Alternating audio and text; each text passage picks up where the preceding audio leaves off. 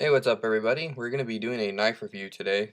You see that there's a handful of knives here in front of me. Uh, we got the large Spenza 21 with the Raindrop Damascus. We have the Sprint Run Manix 2 with Tan G10 and M4 blade steel. We have the military here with the S30V and carbon fiber peel ply. And then of course here we have the Sage 3 with blue G10, and it is the Sage 3 that I'll be going over today. This is the third knife in the Sage series lineup. For those of you who do not know what the Sage series is about, basically it is a line of knives by Spyderco that is giving respect to all those who have innovated with locks. So Spyderco has taken this particular design, this blade shape, and this handle shape and wire clip, and they're incorporating all different types of locks and handle materials. And I think it's a very, very awesome line, and I think it's very cool that Spyderco can get away with advertising several other innovators, while at the same time, making profit off of their product, and also just providing such awesome type of designs and knives for us knife nuts. So the Sage 3 specifically is dedicated to Blackie Collins, who is the innovator of the bolt action lock.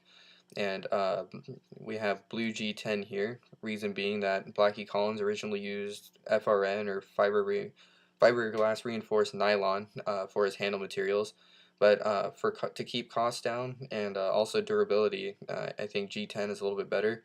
And because of that, Spyderco also went with G10 there, and they dyed it blue to give it more of an FRN look, to keep themed with the whole Blackie Collins thing.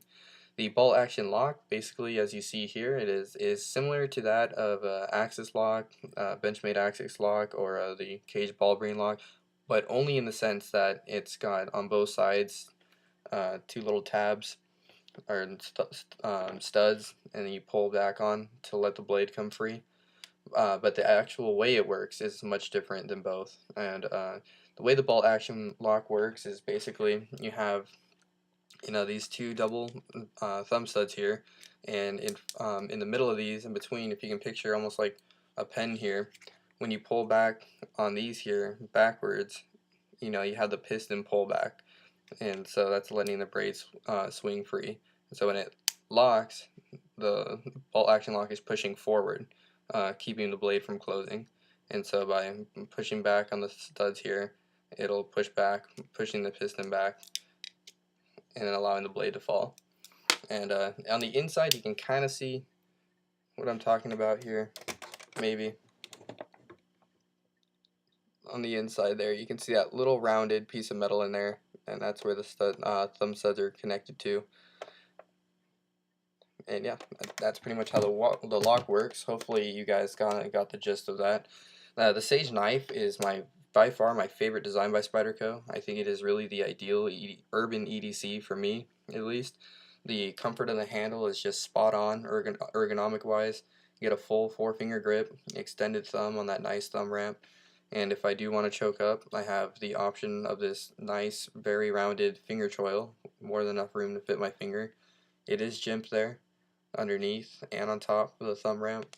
The swells of the knife just fit my hand perfectly in both positions. The blade is a modified spear point, full flat grind with S30V, CPM S30V. This is made in Taiwan by Taichung. So some people don't get along with that, but I'm okay with it just because the quality is there, and it's not like I'm buying absolutely everything that is outsourced. It features a 3-inch blade, overall, the 3-inch blade, but that's including this little choil here. Just the cutting edge alone is 2 3/4 inches.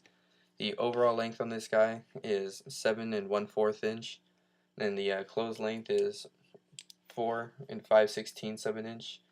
The blade, just as the other Sages, is 1/8 of an inch, so very good for slicing. It is not super thin, but it is still very thin, and makes a great slicer. The weight of the Sage is 3.5 ounces, so very light in comparison to many other knives. One of my favorite features of the Sage series is this deep carry wire clip. When you slide this into the pocket, literally all you see is just that little bit of a tip of blue hanging out, and that goes for all the Sage knives. They sit extremely low. The wire clip is very nonchalant. A lot of people have no idea, what this would be, and it does not look anything like a knife clip. And at first, I didn't really think it was a looker. I thought it looked kind of not trashy, but kind of just cheap. But once I got that Sage one in the mail and put it in my pocket, it completely just blew me away. How comfortable it is to use and carry. I did buy this previously used, so I'm not sure if the pocket clip came like this, but as you can see, the pocket clip does not touch the G10. It's a little bit raised, but that's actually a good thing for me because one reason I don't have many G10 knives in the collection is because it just shreds my pants up like crazy. I mean, I love the feeling of G10. I love the sturdiness of it. I love how many different colors it comes in, but I cannot tolerate it destroying my pockets. I mean, it gets to the point where my pockets are so frilled that I can't even slide the clip in because the clip's like falling in between the linings of my pants and just shredding my entire pocket. But with this, the wire clip is much easier on it, and like I said, this one's like a little bit raised, so it slides in and out of the pocket very nice. It's not too abrasive. It's not like it's squeezing against super tight. And action on this is very smooth. Lockup is very solid, no play whatsoever in any direction. And the lock is very easy to actuate. In my opinion, a little bit easier than an axis lock because these studs kind of protrude, as you can see. So it gives you a lot of purchase for your thumb, and the spring is very light, so it's easy to flick out and flick closed, kind of like an axis lock. But yeah, very smooth blade, nice click to it. It fills the hand very nicely. The difference between this and the Sage 1 and Sage 2 also is that the handle on the blue is actually a bit thicker. I don't know if you guys can see that, but right around this swell area where my thumb and middle finger are is thicker than that on the Sage 2 and also the Sage 1. They had to do this to get that lock to fit. So you can see that the swell palm area is definitely thicker on the blue, a little bit more curve. I slightly favor the Sage 1 and 2 for the slightly smaller handle, but I mean this one is still perfect, nearly perfect. Fills the hand very nicely. You also notice the full blue G10 backspacer. This is not a solid piece of G10, but this is actually a piece of blue G10 that is placed in the back here. But it is so smooth, you cannot feel the lines. It feels like completely one piece. So Spyderco's fit and finish and quality on this is superb, just as the Sage 1 and 2. 3 Torx-based screws to put this knife together, just as the other 2 knives in the Sage lineup.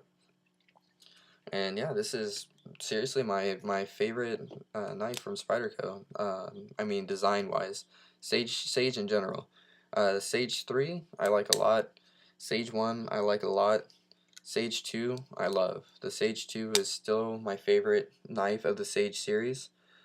For the titanium, the smoothness of the scales, because there's just absolutely no destruction to my pockets. The deep wire clip just fits perfectly. The ergonomics of the knife. And yeah, I just kind of favor the Reeve integral locks. But Sage 3 is definitely not a bad option. Tip up only with that wire clip, left and right side. The Sage 3, good thing is this is completely ambidextrous. So if you're left-handed, this is the Sage for you. If you haven't refrained from the Sage 1 and 2 because of the righty Reeve integral locks, this one is completely ambidextrous. You flip the clip, the knife looks exactly the same on both sides with those ambidextrous Blackie Collins bolt action lock. So very, very good knife if you're left-handed or you want a just left and right-handed, ambidextrous user. This is also a very good choice. And also the blue G10 handles kind of lessens the sheeple factor. So when people see you pull this out, they're not going to freak out because they're going to see it's this like Smurf blue, and they're probably not going to think as much of it if you were to like pull out a military. Some size comparisons. So real quick. Sage is not a huge knife by any means, but is a very good size in my opinion. The Manix 2 is kind of like a Sage on steroids. It's got similar ergonomics and finger choil and similar blade shape, kind of modified spear point. See here the Manix 2 is quite a bit bigger knife than that of the Sage. It's got quite a bit of length on it. And then of course, the the military is going to shrink the heck out of the Sage. Put that down. And yeah, you got the military here, which just completely shrinks the Sage. So it is a relatively small knife, very pocket friendly, like I said. In my honest opinion, the Sage line is really as best as it gets for an EDC in this price range. Comfort wise, fit and finish quality wise, I mean, CPM S30V is no longer, you know, necessarily a super steel, but it is still a very solid, in my opinion, more premium steel in the market still today. And yeah, there's not much more I could say about it. All my reviews on the Sage 1 and 2 and how much I've talked about the Sage 2, it's the same feelings towards any Sage knife. They already have the next design for the Sage 4. I forget the name of the innovator off the top of my head, but it's going to be for a front back lock. So, I mean, you have back locks where the back lock is all the way in back and you depress the button and the blade closes. You have mid locks like the Spyderco Endura and Delica, which is in the back lock is in the middle and you push down. Front lock, same concept, except it's going to be all the way up in the front. So that'll be interesting.